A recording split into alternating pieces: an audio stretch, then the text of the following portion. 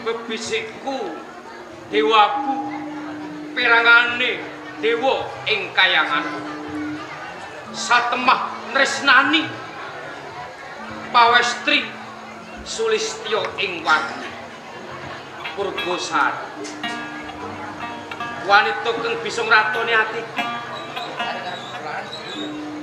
tansah lam-lamen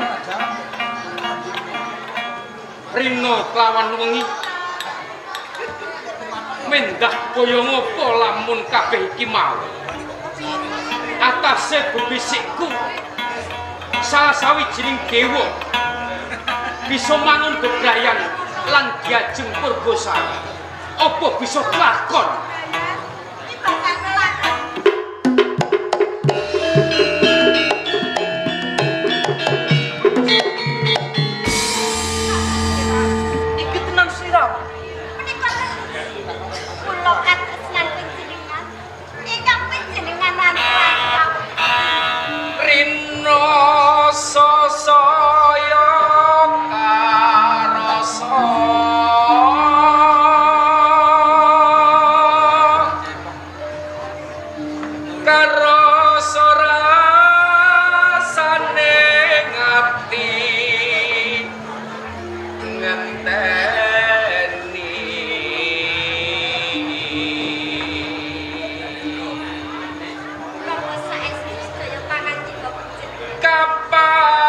sumanding sisihmu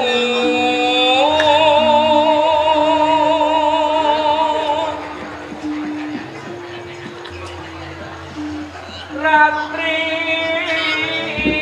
rinoso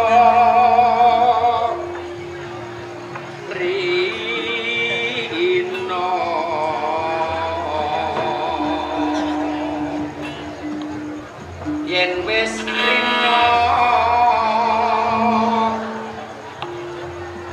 enggal ratri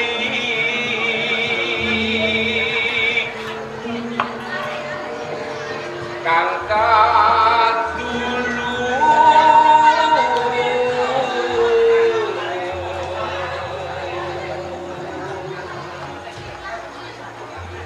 mung sliramu tan ono liya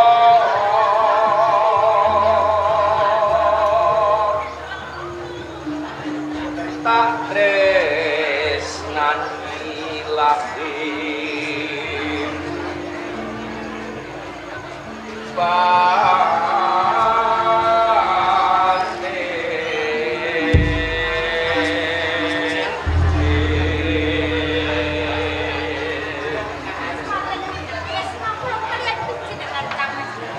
intan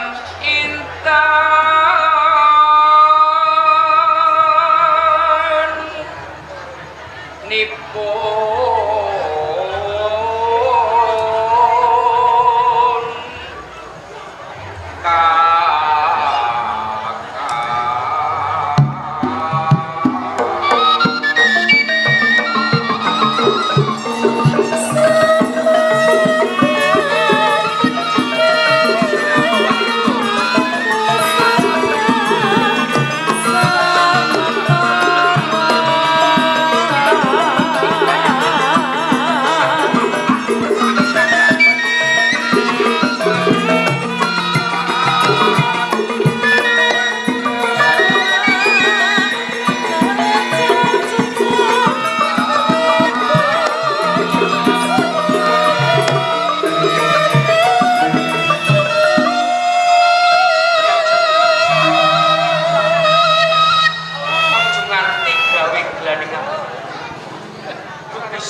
salah sawijining dewa wis nrenang Prabu Srikawati. Aku kepengin ing mengkone aja nganti kahanan apa wae misahake tresnane Dewa Apu kelawan Purwosan.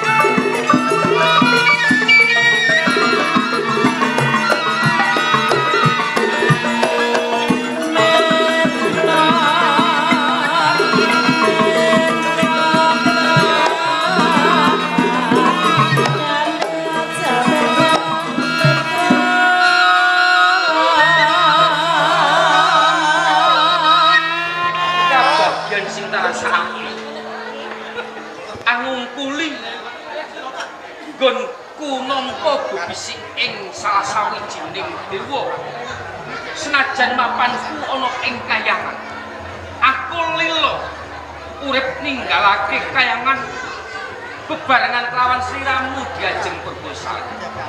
Napa saged diutung sedaya pangan? Aku salah sawijining dewa, ora bakal ngoncaki weca lan mbenjani janji satemah pangucap kuwi dadi diajeng Purwosan.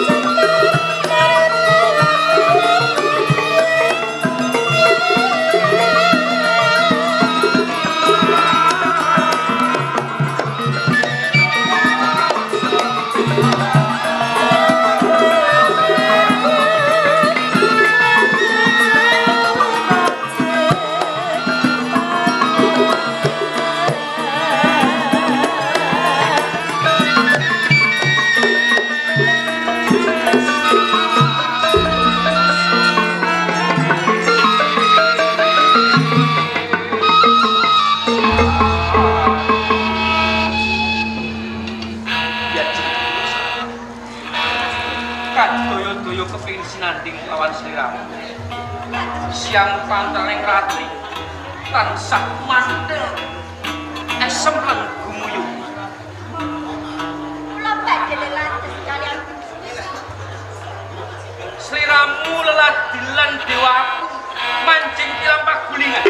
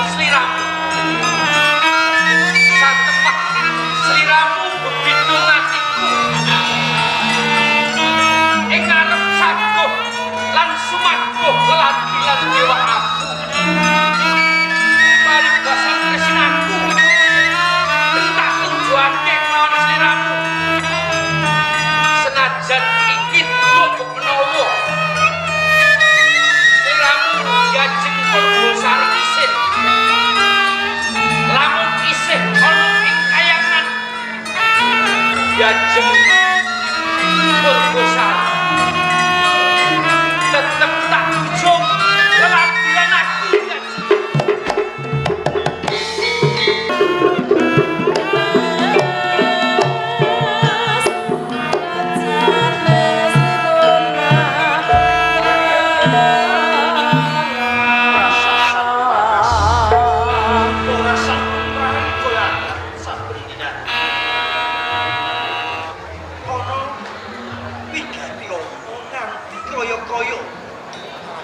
kayangan panas sungke hawane ora bisa tentrem sapa kae pelan-pelan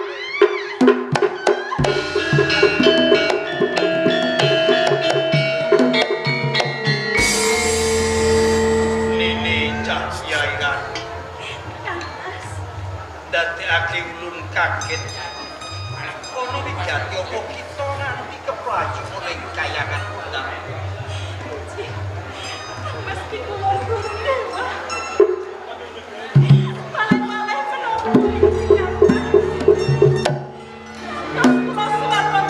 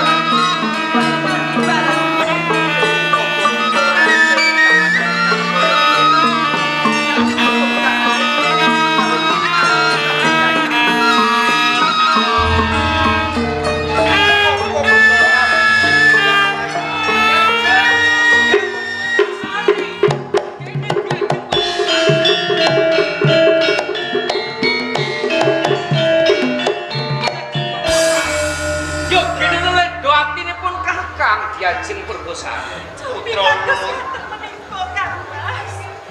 sagot sumagon ladi ngimbangi tresnaku wanita sing bisa ngatoni amung sliramu Diajeng Betar Dewa jengen kita klei waspadake sapa satrane kang kita oyak ana ing kayangan iki Ibu Cahyai Rani Ibu Cahyai Rani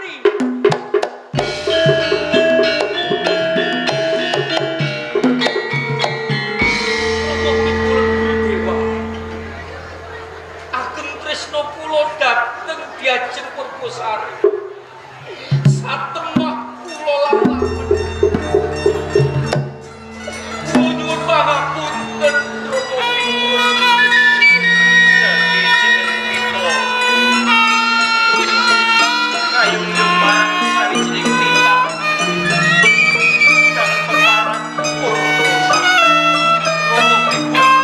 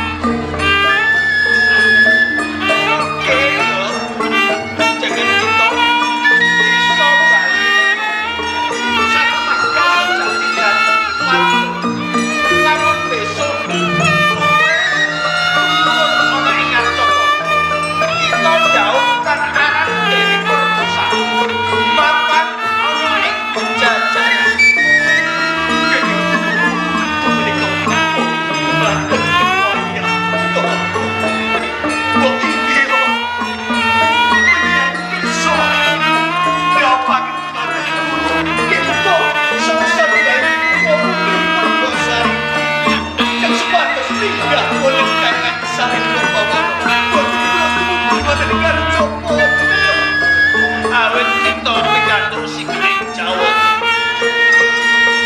Tanpa luliyo lamun kita ora mandan ing Jawa.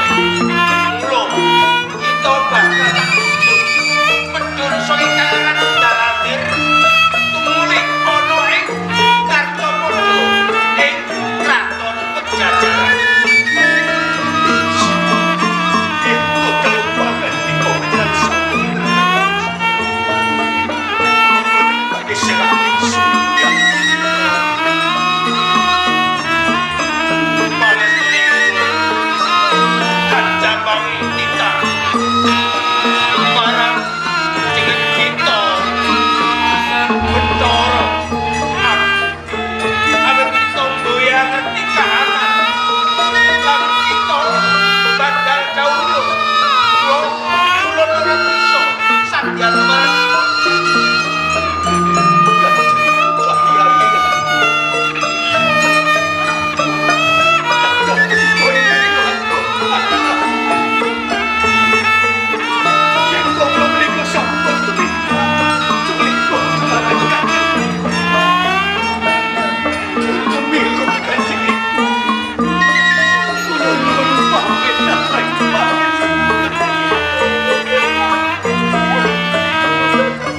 Thank you.